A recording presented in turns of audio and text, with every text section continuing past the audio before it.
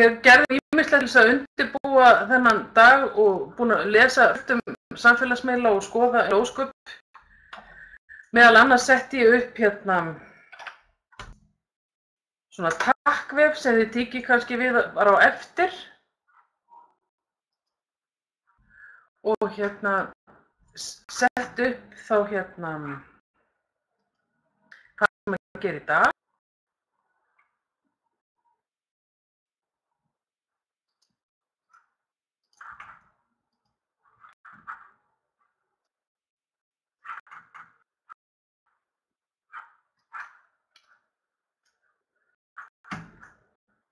Það er Þema sem þennan mánuðin eru samfélagsmiðlar og við náttúrulega fórum töluvert í þá í útspilinu. Þá reyndum við að hafa áhersluna á að þetta væru miðlar sem við varum að nota að læra sjálf og til að gera leiðbækur okkar og leita okkur upplýsinga hvernig við getum notað upplýsingatækni bara í heild sinni í menntun. Og svo núna í apríl eru tvöfnámskeið samfélagsmiðla. Það er annars vegar þetta sem við erum í dag, þar sem við ætlum að reyna að hafa áhersluna á hvernig nýtum við þetta í kennslu. Þetta yfir höfuð eitthvað erindi inn í skóla. Og svo verður 29. apríl, þá ætla Sólveig að tala öryggismálin, siðferðið og stafræna borgarvitund. Og mánaðarins fyrir ykkur er að prófa að taka eitthvað samfélagsmiðl, prófa hann með nemendum, eitthvað bara pínulítið verkefni og skrifa það í leiðarbókinni ykkar. Og neðan á þessum takkvef er svona ýmislegt fyrir ykkur að þið lesa meira samfélagsmiðla. En þá ætlum ég bara að hella mér hérna í ógurlegt glærusall. Er það komin á skáum, Bjarndís? Já. Glæsilegt.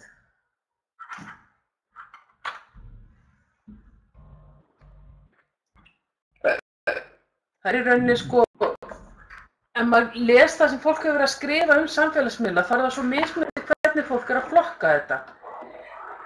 Þið getið farið á vef Menntamiðju og fundið það sem Tryggvi Þegir er búinn að skrifa samfélagsmiðla og skilgreina hvernig þetta rauninni eru. Og það er hann að styðjast við skrif frá Boyd og Ellison og Kaplan og Hennelein.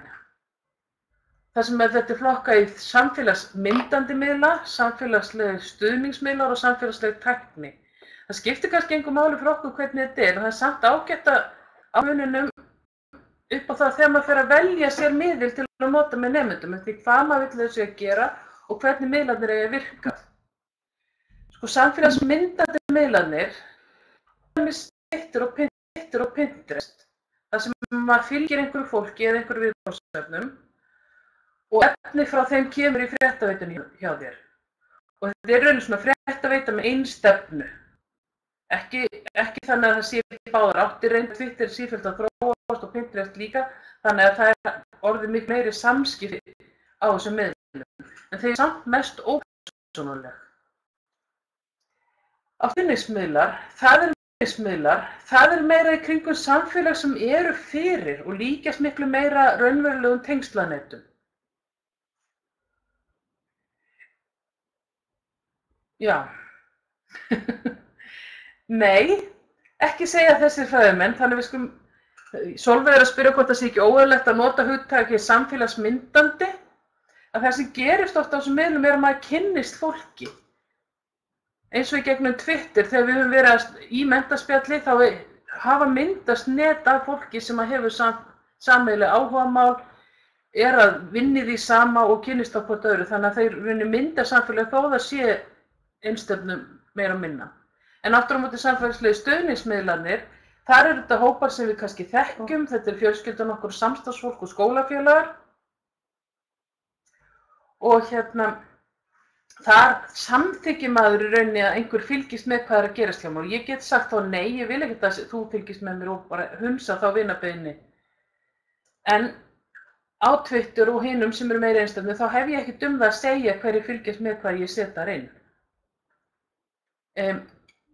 Svo er þetta allt sem þeir kalla samfélagsleg tækni. Og mörkin eru svolítið orðið að vera óskýr finnst mér, þar sem að það er orðnar svo mikla tengingar á milli mismunandi miðla.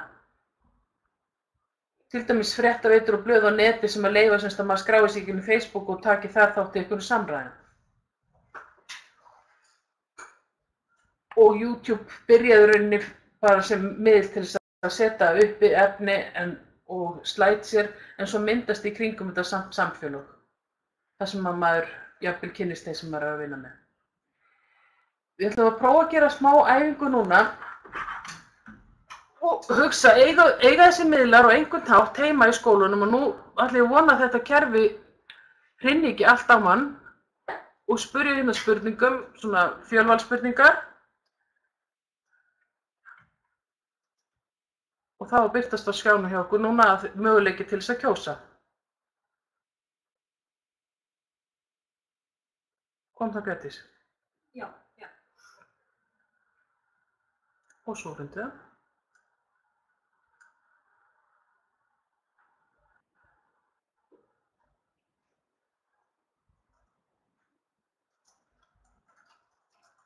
Sjáu þið Bjartís?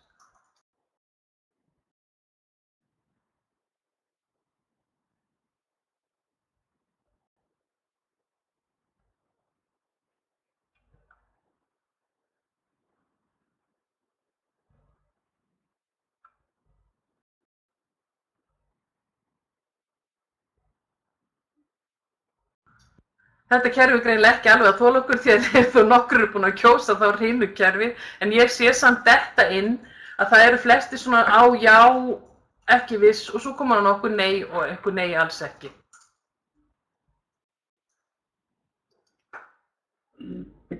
Þá ætla ég að fela þetta og snúa mér aftur að glærunum. Það spyrir hvort það sé fyrir kennara og eða nemendur. Hvað þá? Já, erindið, já. Það var ekki hugsað til enda svo spurning, en ég var að hugsa fyrir nemendur, en svo náttúrulega erum við með mismunandi skólagerðir þar sem að við ættum í rauninni að vera að hugsa ekki bara kennara og nemendur, heldur líka foreldra og aðra sem að koma að skólastarfinu.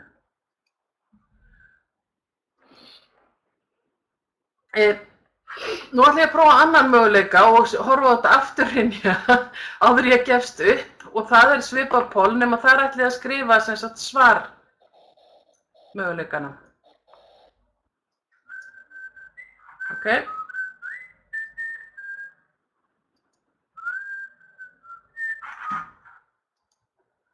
Og nú hefðu þið mismunandi skoðanir þannig að þið svarið eftir ykkar skoðun. Hvers vegna eða hvers vegna ekki ættu þessi miðlar heima í skólanum? Nú sjá hvort við fáum einhver svör inn áður en þetta hrynur á andlitið á okkur aftur.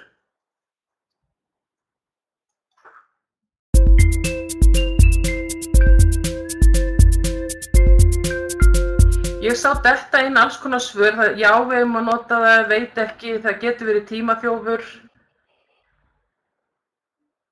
Ég hef bara maður ekki meir, en þetta miklu möguleika félst í, já, ég sá fleiri af því, við ættum að nota það sama og nemendur nota.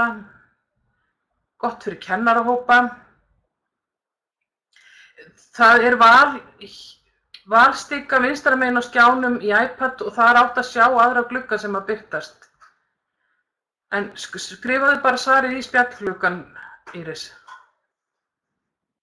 Virkja átti gags, nútíminn, miklu möguleikar, gott fyrir kennarahópa, nemendur nota þetta, já. Þannig, mér síðast að hér séu svona frekar jákvæðar raddir heldur en hitt, vegna þess að þetta er samskiptalið sem nemendur nota og því betra að ná til þeir í gegnum þá, til að ná til nemenda við miðlun nota sem fólk er almennt að nota, deila þekkingu, já. Þá segi takk fyrir þetta, við erum búin að fá þá nokkur svör, gott í vendukennslu.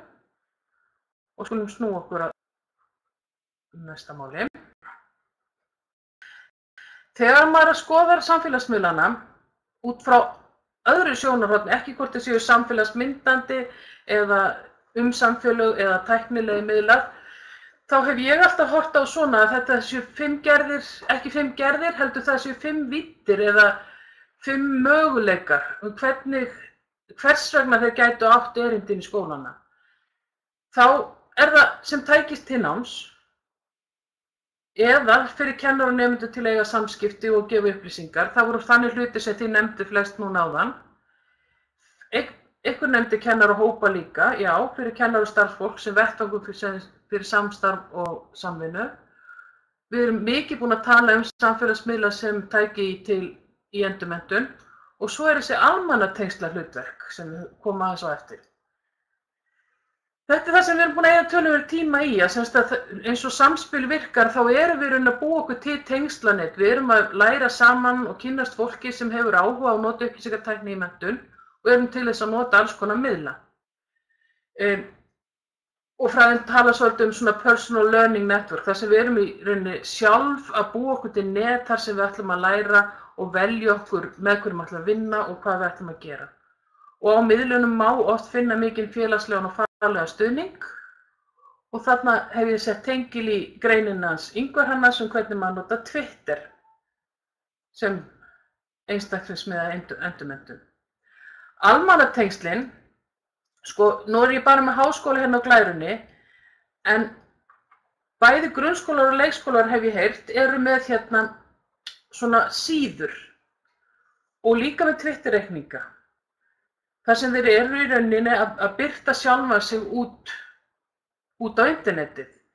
Enda ef við vitnum í hann vin okkar Richard Byrne sem við lesum mörg, sem skrifar á Free Technology for Teachers, þá segir hann við þurfum að hugleiða hvað gerist þegar einhver googlar skólan okkar, hvaða upplýsingar koma upp.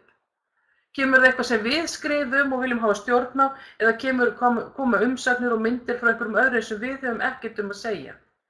Hvað sagt skólan án sem við vitum? Erum við að fylgjast með hvað kemur á miðlum skólan okkar? Hver það sem kemur upplýsingum á framfæri? Það bara einhverju aðrir sem að skrifa skólan okkar, nemendur okkar og hvað í honum gerist? Eða erum við að koma sjálfa á framfæri upplýsingum hvað gerist í skólanum okkar? Og svo þetta, hvernig tökumst við á því neikvæða umræðu á samfélagsmiðlum? Skólinn þarf svolítið að taka þessa umræðu þegar eitthvað neikvætt kemur upp og við vitum að kemur alltaf eitthvað neikvætt upp. Oft gerist það reyndar, heyrist mér á þeim skólum sem ég hef heimsótt, inn í lokuðum hópum og kemur jafnvel ekki fyrir eyru þeirra sem vinna í skólanum.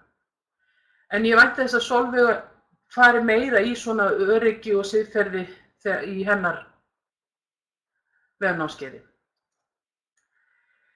Ég hef heyrt skóla, þar sem að kennararnir sögðu eftir að við settum upp Facebook-hóp þar sem við deilum svona praktískum, hversdagslegum skilaboðum, hverjir séu veikir og hverjir eru frá sal þarna og hvenær tannfræðingarnir séu að koma, þá styttust við hjá okkur kennarafundinni.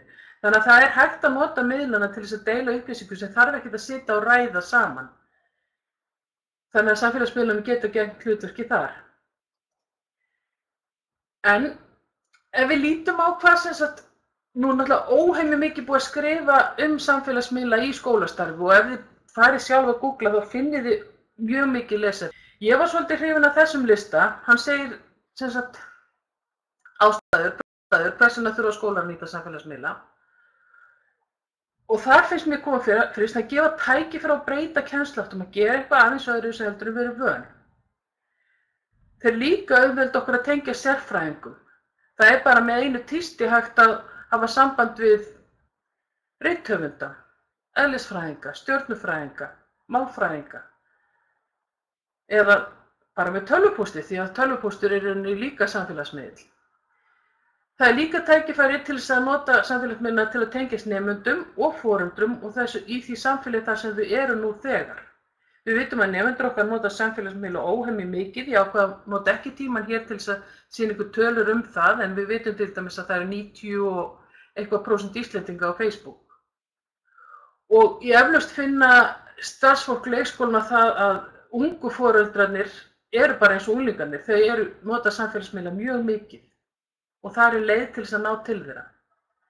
Þeir náttúrulega líka leið til þess að finna nýjar og mikilvægar upplýsingar og ég segi ofta að flest allt það sem ég hef lært samfélagsmiðla lærði ég á samfélagsmiðlum. Búin að nefna þetta koma upplýsingum í skólan á framfæri og þann hátt sem þau kjósa og svo finnum maður alls konar dæmi það sem samfélagsmiðlar hafa áhrif. Það sem gerist umræða sem fer af stað í samfélagi á samfélagsmiðli allt í einu komin í alla réttamiðla og eitthvað sem allir vita En maður heldur ekki gleyma þessu að við þurfum að kenna nemendur miðlan og áhrif þeirra. Og þetta mun Sólveig eflaust fara meira í. Að það sé í rauninni hlutverk skólana að taka á þessum hlutum og við getum ekki þóst eins og þau sé ekki til. Ok, þetta nú kannski það sem efst kom upp í hugan og ykkur sá ég á svörunum sem koma áðan. Það þetta að vera með nemendum okkar í einhvers konar miðli þar sem við erum í rauninni með upplýsingaflæði. Maður þarf alltaf að vega og meta hvaða miðill þá bestur til þess. Er það Facebook, er það Moodle eða er það bara Mentor eða miði í skólatösku. En allavega í háskólum og framhaldsskólum vitum við að nemendur eru mjög duglegir að nota eins og Facebook-hópa, þeir mynda hópa utan verkefnin sem þeir að vinna og vinna saman í Facebook-hópunum. Og við gerum þetta sjálf. Þar hafa í auknum mæli verið að mynda hópa og bjóða nemendur sínum í hópa, en því fylgir alls konar kostir og líka gallar. Mér fannst til dæmis mjög þægilegt þegar ég var föst í strætó og komst ekki á réttum tíma í vinnuna að geta sagt mínu nemendum á Facebook bara, ég verð of sein, ég föst í strætó. En á móti, þá hef ég líka heyrt kennara tala það að það sé óþægilegt að nemendur viti alltaf af manni og ætlist jafnvel til þess að ná alltaf í mann. En aftur á móti nemendur líka alltaf þakkláttir að geta náð í kennar og sérstaklega á álagstímum. Og kennarar þurfa að setja bara mörk og láta vita, þó svo við séum í Facebook-hóp, þá þýðir ekki að ég sé að svara ykkur helgar. Sama gildir eflaust foreldrahópa, að þó svo að þú sért með foreldrahóp á einhverju samfélagsmiðli, að það þýði að þú svarir helgar og kvöldi. Það á ekki að þýða það. Mér finnst líka skemmtilegt að segja frá því að ég var með rýnihópa nemendum sem voru búin að vera svolítinn tíma í Facebook-hóp með kennarunum sínum. Og þeim líka fannst óþægilegt fyrst. Því að þeir sögðu Facebook fyrir okkur og okkar staði til að chilla. Okkur fannst bara óþægilegt að fara kennar að vera allt í einu komin þarna. En þá þurfum við átt okkur því að þó svo að við séum með einhverjum í hóp, þá hann ekki endilega vinur okkar og hefur ekki aðgang á öllu sem við erum að gera og segja.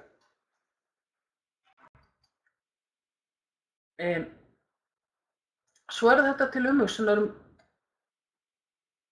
þetta með miðlana að þeir ef við erum búin að búa til hóp þar sem við erum með nemendum okkar, þá þeir í skólinn og við þurfum að móta hvernig ætlum við að tala saman þarna. Vera fyrirmynd nemenduna, sýna ábyrga hegðun, kenna þeim að virða höfundarétt, kenna þeim að allar heimildir eru ekki áreiðanlegar og hver lína í rauninni á þessari glæru er efni í klukkutíma fyrirlestur og umræður til að vinna með. Ragnhildur Birgisdóttir er að spyrja átekki helst við unglingadeildir á framhaldsskóla. Jú, flestir þessi miðlar eru með einhver aldurstakmörk, þannig að við notum ekki miðla sem ekki henta nemendum, til dæmis setur Facebook sjálf 13 ára aldurstakmörk. Þannig að þetta og þarna við. En það er alveg sama, fylgist ég mikið hvað það er að skrifa.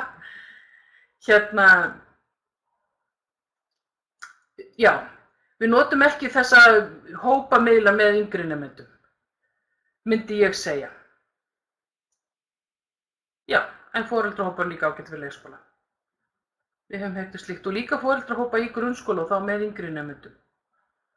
Af því að það eðli eins og Facebook að fólk fer þangað, jafnvel í einhverjum allt öðrum tilgangi, en svo komin.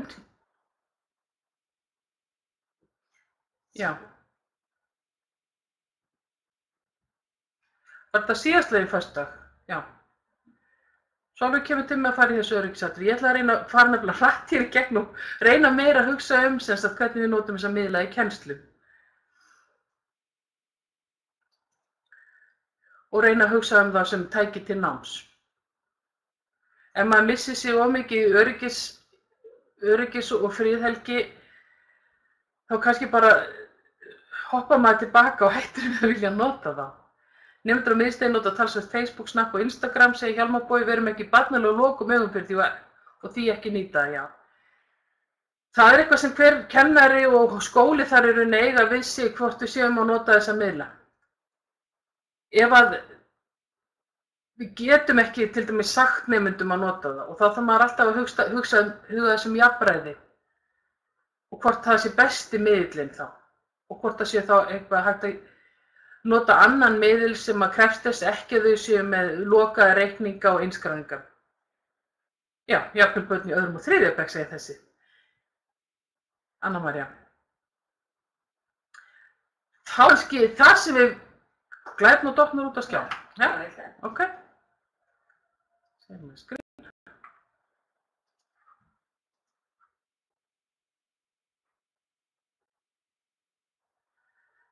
En mega þeir nota þá? Já, það góð spurning. Sumir miðlarnir setja aldurstakmark, en ég held að þegar við erum að tala börn, þá verðum við líka að virða óskir og reglur foreldrana. Við vitum að það ekki allir foreldrar sem kæra sig á þeim að nota. Best að byrja á að nota það sem nemendur sjálfur nota, já, og láta þá jafnvel hafa frumkvæði hvað við erum að nota. En þegar við erum að segja nota, þá þetta líka svo mismunandi hvernig miðla við erum að tala og það kannski það sem við erum að fara að hreyfa okkur á núna, að við erum ekki alltaf að tala þessa samfélagsmiðla þar sem eru hópar og þar sem eru mikil samskipti, heldur meira þessi leið til þess að deila efni og finna efni og skoða efni.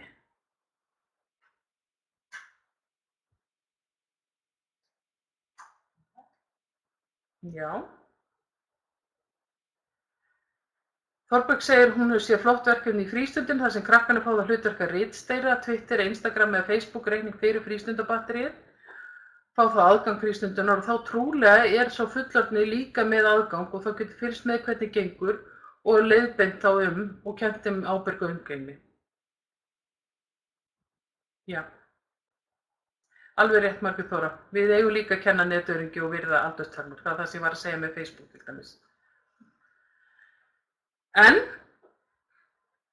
við heyrum að það eru skiptar skoðanir. Já, ég er sammála Kristínu. Það er erfitt að ætla að nota þetta efni sem þið hafa ekki aldur til að nota. Þess vegna verðum við að finna miðla sem henta hverjum aldurshóp og byrja smátt og líka finna tilganginn með því. Síðan ég hef kannski átti núna að hafa það efni með.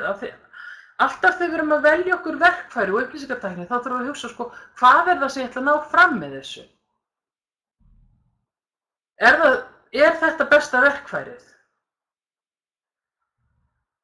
Hvað hefur það umfram það sem ég gæti gert í kennslustofunni? Hvernig geta nemendur lært þá betur? Hvernig virkar þá verkefni betur? En nú skulum færa okkur að einhverjum öðrum verkfærum sem eru ekki eins umdeild kannski. Því að það sem við viljum að nemendur ofta sé að gera í skólum, það er að lesa eitthvað, að skrifa og tala og hlusta og læra og hugsa og vinna saman. Og þá náttúrulega ekki bara Facebook og Twitter og svoleiðis sem við erum að tala heldur erum við að tala alls konar miðla. Og síðan ég gerði þessar glærur hefur bæst við svo mikið þannig að þarna hefði átt að vera svei og takk og hvað erum við að tala fleira? Alls konar miðlar sem að gefa fólki tækifæri og að vinna saman, en eru líka með samfélagselement í sér. Já. Þorberg benti að það er hægt að nota verkfæri sem hópurinn ekki einstaklingur, nei það er Bjarti sem er að benda það.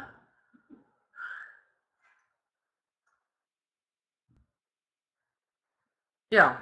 Hjálmar Bogi segir rétt eins og kvikmyndaeftirlit ríkisins bannaði myndir fyrir 12 og 16 ára, það hefur verið lagt niður. Verkfæri nemendur þau sem þeir nota og okkar að kenna að nota það sem þeir nýta, já. Ég er ekki sammála bursið frá öllum boðum og bönnum því að ef að foreldrar til dæmis banna þá getum við ekki gengið á móti því. Allt í lagi, en nú skulum við gefa okkur það, við viljum nota miðlana og við erum þarna með hópa nemenda eða foreldra og þá til dæmis eru þessi samfélagsmiðlar sem eru samfélagslegi stuðningsmiðlar, þeir henta til ýmissa hluta, eins og til dæmis að rökræða einhver málefni, eins og við erum nú að gera núna. Að deila tenglum einhver málefni, finna einhverja fréttir, rökstyðja valið, af hverju valdi ég þetta, hvað finnst mér áhugavert við þetta, hvað lærði ég af því að lesa þetta, af hverju vil ég að þið lesi þetta líka. Að spyrja hvort annar ráða og gefa ráð, svara spurningum, deila upplýsingum og deila skrám. Og þetta er það sem maður hefur síðan gerast bæði í unglingahópum, þar sem ég fengi að vera flug á vegg og með mínum nemendum hérna í háskólanum. Og það er þetta sem nemendurnir eru að gera. Hvað átti ég að lesa fyrir prófið? Klukkan hvað er tíminn á morgun? Hvernig gekk ykkur að lesa þetta? Skiljiði þetta? Eru þið búin að finna svari við þessu? Sáu þið þessa frétt sem var akkurat þessi kennarar var að tala um í gær. Það eru svona atriði sem ég séð gerast mjög gagnleg og áhugaverð inn í Facebook-hópum nemenda. Og þegar maður sér svoleiðis vinnu, þá finnst mann það ekkert nema jákvætt. En eins og sem eru búin að benda á, við erum að virða aldur nemenda. Það er líka ef við erum komið með miðla sem að leyfa fleiri, hvað ég að segja, gerðir á upplýsingum heldur en skrifar upplýsingar, þá er alls konar miðlar eins og Instagram og Pinterest og allir myndamiðlanir, Flickr og svona sem að leyfa nemendum að safna myndum, taka myndir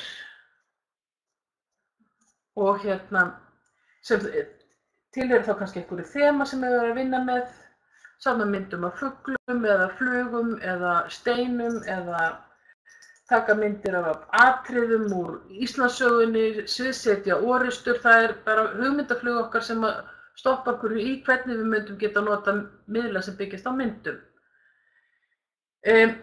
Svo er náttúrulega allir skrift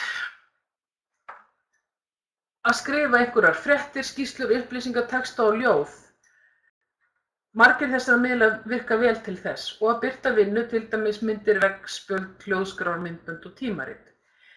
Hérna er ég með dæmi úr skóla, ég sé nú að kennan sem bara ábyrgð á þessu er hérna á námskeiðinu hjá okkur, hún hefði kannski bara átt að segja frá þessu sjálf, en hún lætur nemendur sem skrifa blogg og það er heimavinnan þeirra.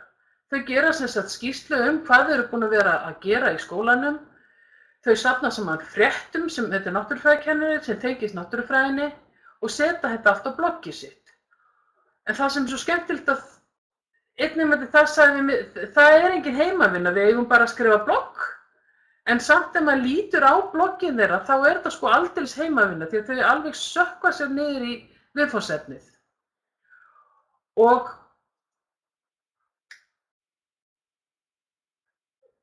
greinilega eru mikið að læra í náttúrufræði og þannig eru þau að sem sagt, birta efnið sitt fyrir alheiminn. Þessi skóli hefur ákveðið að hafa það þannig og safna efninu sínu saman. Úr þessari bloggfærslu þá segir ég skila þessu verkefni í verkefnabanka minn hér á bloggsíðunni minni. Þannig að þetta er nú fann að safna saman efninu og þetta getur gerst yfir nokkur ár. Og það sem ég tók líka eftir því að kíkti í gegnum nokkrar færslur að þau eru að tala hvað þeim finnst kennsluna. Við lærðum þetta vel, það voru allir áhugasamir, þannig að þau eru að meta fyrir sig hvað er að gerast í skólanum. Og skrifa heilmikið, safna upplýsingum á neti og birta fréttir og segja svo líka frá því sem þau hefur fundið í tímum. Myndböndin eru líka samfélagsmiðill þegar maður fer að birta þau fyrir heiminn og ef maður fer á YouTube og googlar einhver orð sem eru líklega að vera úr íslenskum skólastarfi, tilraunir, vísindi, leikrit, þá finnur maður helling. Það sem að kennarar eru búin að hanna verkefnið, það sem að nemendur eru að gera eitthvað, þau gera myndband, það er greinilega lögð mikil vinna og metnaður í þetta.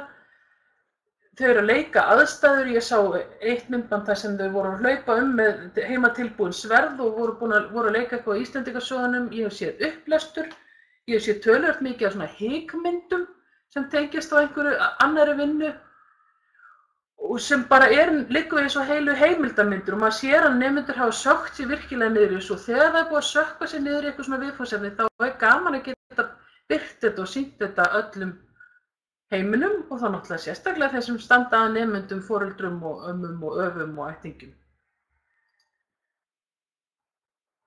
Ég hef líka verið að reyna að leita hugmyndir fyrir tungumálakennar, það er nú einn góður tengill þarna á takkinu sem ég setti saman þetta að vera að læra tungumál saman og þarna gæti þetta náttúrulega verið íslensku líka, að það sé sett á stað umræði sem eigi sér stað íslensku eða á ensku, dönsku eða þýsku, hvað mál sem nemendur eru að læra og á hvaða stigi þeir eru.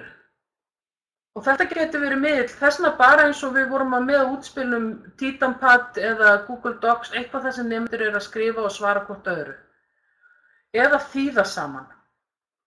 Þannig að notum við upplýsingatækni til að skapa samræðu vettvang og leið til þess að deila vinnu hvort annað með hvort öðru. Hvort sem það gerist á svona einföldu miðli eins og Titanpad sem krefst engar innskráningar og engra upplýsinga um notandann eða persónulegu miðli eins og Facebook. Það er líka skemmtilegt á Facebook að það er svo auðvelt að tengjast alls konar viðfangsefnum skólans eins og bara málsvæðinu. Eða, já, líka í móðurmálskennslu, það er svona að segja á íslensku sko, og jafnvel bara einhverju litlir. Já, hérna er einn að segja að dóttir mín þýddi enskan, texta frá ensku og dönsku, tók upp, spila á gítar og gerði þessu lokaverkefni í dönskunni. Þetta er ekkert smá mikið metnaðfull og fín vinna. Og hún sendi kennarann í gegnum YouTube, það var eitt sem ég var við þegar að tala eitthvað í kennarann daginn að það er hægt að stilla YouTube-myndbönd þannig að þau séu ekki finnanleg. Þannig að ef við viljum að þau birti myndböndin og eigi þau kannski sjálf til einhvers tíma og náttúrulega sem leið til þess að líka koma inn til kennarans þá er hægt að stilla þau þannig að þau finnist ekki í leit.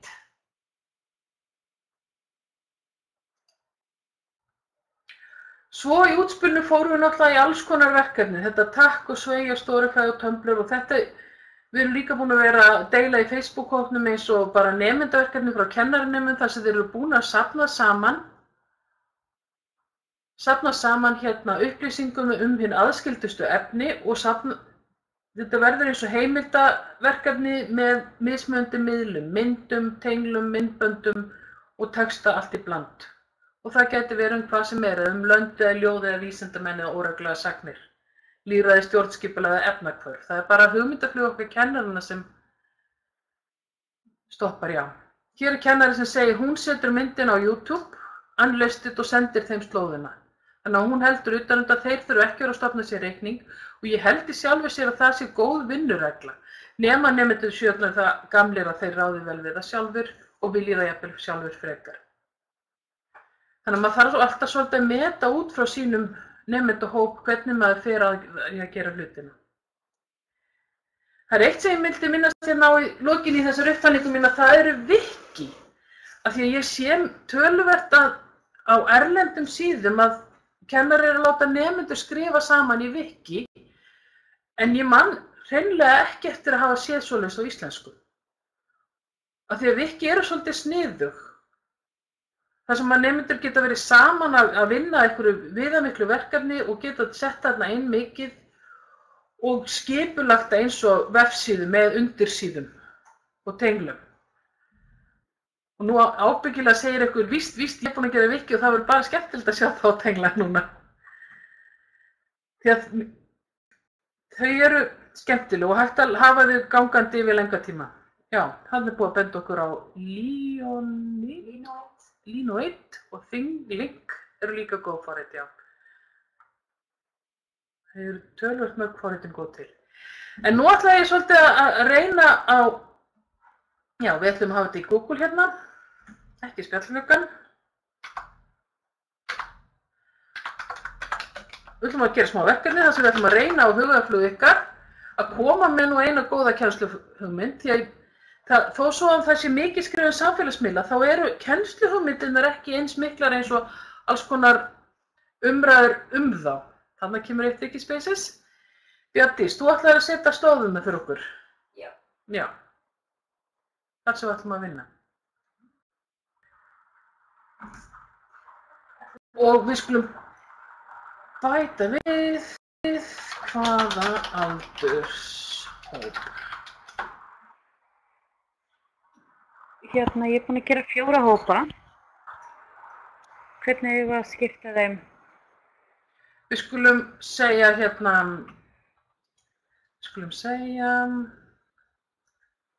bara leik, skólakennarar, grunn 1. til 7. bekk, grunn 7. til 10. og fram. Þannig að hópur 1 eru leikskólakennararnir. Þeir fara inn í þetta skjal sem er núna komið í spjallgluggann. Og svo hópur 2 eru grunnskólakennararnir og hópur 3 eru grunnskólakennarar eldri bekkja og hópur 4 eru þá framhaldsskólakennararnir.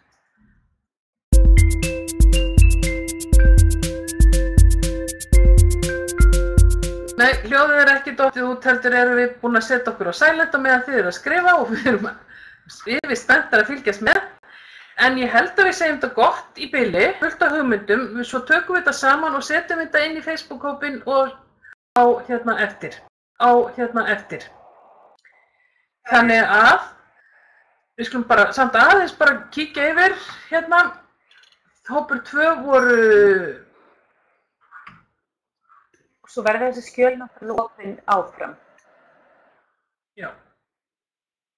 Hópur 2 voru sem sagt grunnskólakennari 1. til 7. bekk. Þar ég sjáu það á skjánum hvað þau eru búin að vera að skrifa. Hellinga fínu hugmyndum.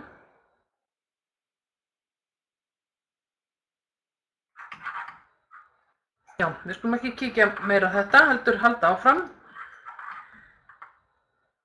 Þá sé ekki mikið eftir, þá líður tíminn. En það var verkefni ykkar. Sko, mér fannst rétt að benda á það að ég fann hérna að Heimili og skóli og SAFT hafa í samvinnu við Mennta- og menningarráðið kynnt almenn viðmið heimasíðu skóla, íþróttafélag og annar sem koma æskulýðs- og tómstundastarfi. Jæja, Bjarndís. Hvað er ég búin að gera? Þú varst sett spjallið í fullscreen. Alltaf, stuð. Þannig að það er rétt að kynna sér þetta, en þær eru samt þessar viðmiðunarreglur eru mjög víðar, það er ekki lögð nein bein bönn við neinu, það er sérstaklega að tala um að láta nemendur ekki vera þekkjanlega á myndum. Þannig að þið skulið hérna kíkja á okkur, en ég vildi svona vekja þetta til umhugsunar áður en Sólveig byrjar eftir 2 vikur að tala virkilega um þetta. En það sem ég myndi kannski vilja fá núna bara í spjallklukkan nokkur svör hérna sem sagt, hvenær finnst ykkur viðeigandi að vinnan til dæmis sem þið voruð að leggja drög að áðan, alls konar YouTube myndbönd og dót, hvenær er nauðsynlegt að þetta sé merkt nemendum og hvenær á þetta að vera opnu svæði eða hvenær er bara að hafa þetta á lokum svæðum og hidden og svoleiðis.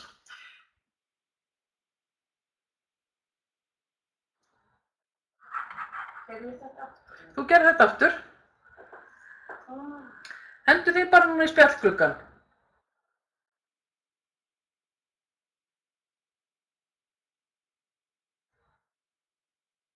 Nemendur eru búin að gera myndband, þeir eru búin að skrifa færslu, sögu. Er allir orðnir presenters?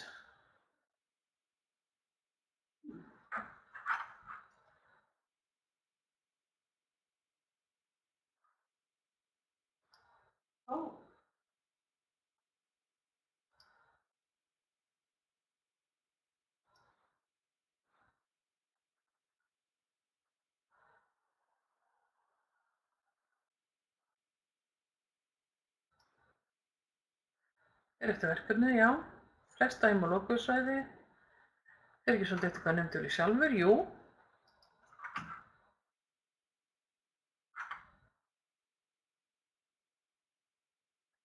Sem þú er ekki að byrta þetta sitt, já, rétt. Þá er ekki eftir að vera að pína þá til þess.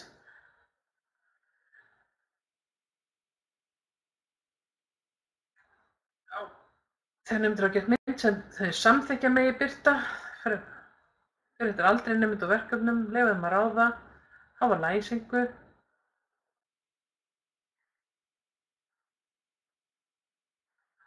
ekki nafngreina og ekki merkja. Þannig að ekkert nauðsynlegt, því að kennarinn hefur oft yfirsýn yfir hvað hefur gerst, hver var með hvað, án þess að það sé merkt nafni nemenda og nemendur séu þekkjanlegir. En ég finnst bæði til þess að sýna það góða starf sem fram fyrir skólunum, þá ákveðið gildi í að birta það sem nemendur eru að gera, líka upp á það þegar þau svo fara úr skólanum, þá vonum við nú að internetið hrynji ekki alveg bara á næstunni og þau eigi þetta svolítið til framtíðar og eigi svolítið banka góð og falleg verkefni sem þau hafa unnið. Nú einhver að stakka hjá okkur aftur. Ég nefnilega ekki. Þú ert ekki, það einhver annar. Einhver mér ekki að fæ stakkaði spjallgluggann.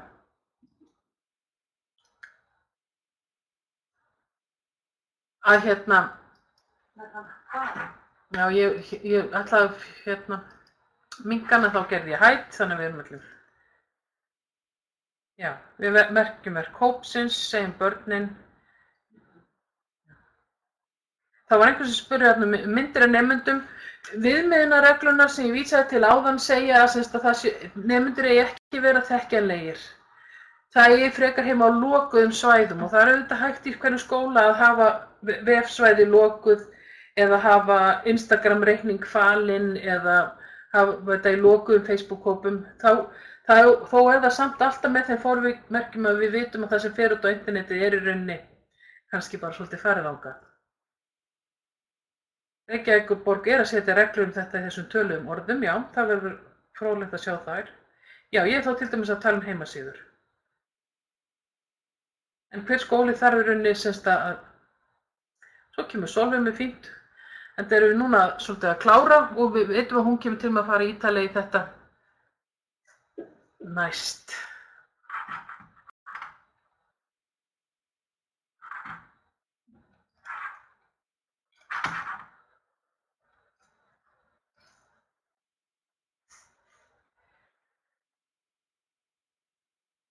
Já. Núna langaði mig aðeins að venda kvæði minn í kross og segja ykkur frá, ég var senda á þjálfun á vegum Evrópuráðsins í notkun á samfélagsmiðlum í skólastarfi og það varð svolítið kannski halleluja samkona og ég er búin að taka niðurstöðurnar úr ákveðinni vinnu sem átti sér stað þar. Plaggið hét á 10 good reasons to use social media in education, eða 10 góðar ástæður til þess að nota samfélagsmiðla í menntun. Og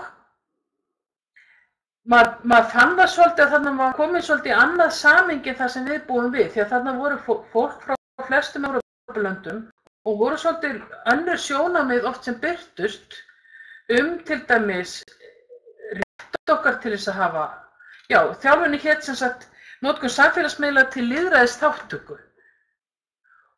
Og mér langar aðeins að bara enda hérna og segja ykkur stuttlega frá því. Það sem þessi hópur svo setti saman voru svona 10 góðar ástæður. Og ástæðurnar eru til dæmis að samfélagsmiðlar opna leiðir til samvinnunáms. Við erum svo sem búin að tala það. Og það sem við höfum líka komist að samfélagsmiðlar eru árangursrík verkfæri þeirra sem er að koma upplýsingum á framfæri sem kannski ekki allir vildu að sæjast. Líka oft það sem gerist á samfélagsmiðlum þó það byrja smátt,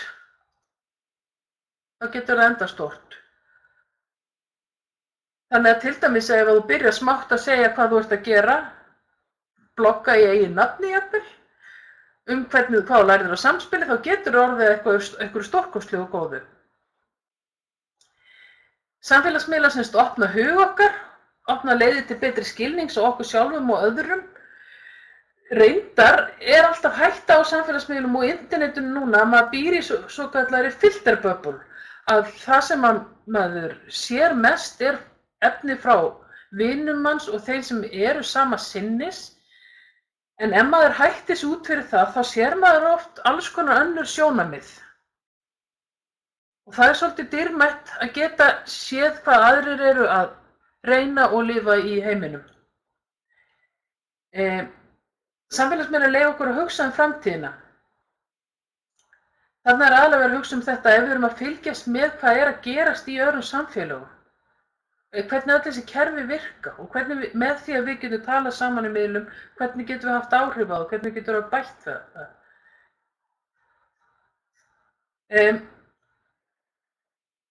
Og svo þetta það að upplýsingar séu svolítið þarna úti, að samfélagsmiðlar gefa öllum tækifæri til að taka þátt í ferli ákvarðana. Við sjáum það á íslenskum miðlum að fólk óhrætt oft við að tjá sig. Við sjáum líka í nokkur dæmum að fólk sé að fara að hafa áhrif. Það ákveðin hreyfing í átt til það að verkefni sem eigi sér stað í skólum séu meira raunveruleg, takist á raunverulegu verkefni.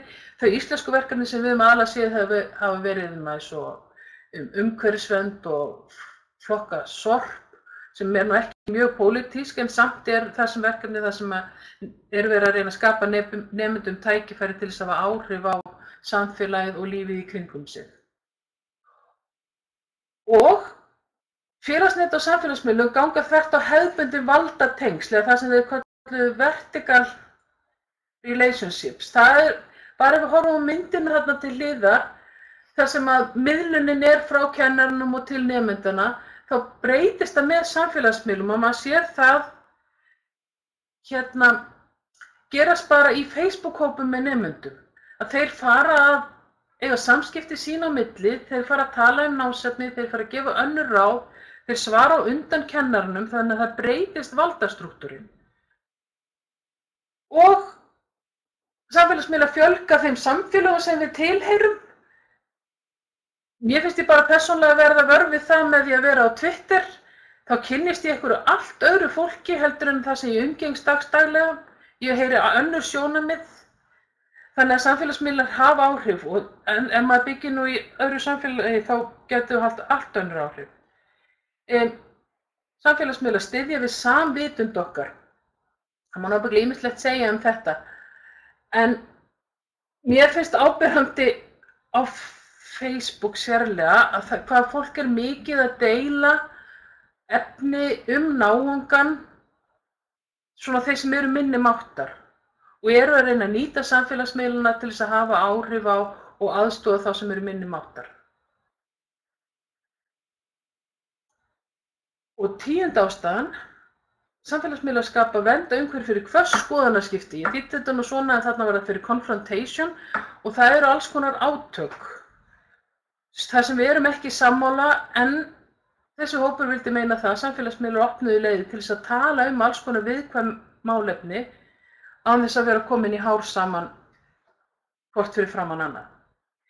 Þetta vildi ég nú bara leggja inn svona í lokin, bara rétt til umhugsunar það að samfélagsmiðlar geta verið leið til þess að hafa áhrif á samfélagið og móta skoðanir nemenda. Og hafa það bak við eyrað sem sagt að mér finnst skólar hafa hlutverk í þegar að kenna nemendum að fóta sig á. Það alls konar bull þarna úti og alls konar vitleysa og hvar læra nemendur góða siði og vara sig. Þeir læra það heima hjá sér en þeir ættu líka að læra það vel í skólanum. Og ég hef líka sagt að ef við skilum nemendum út úr skólanum með það bara bak við eyrað að það ekki allt satt sem á internetinu. Ég þarf ekki að trúa öllu bulli sem ég heyri og les og ég þarf að meta áreiðanleika heimildana, þá höfum við gert gagn. Þannig að kannski endum við bara þennan dag að fá okkur Facebook-anól þegar við erum búin að tala svo mikið samfélagsmiðla. Ég held ég þakki bara í dag.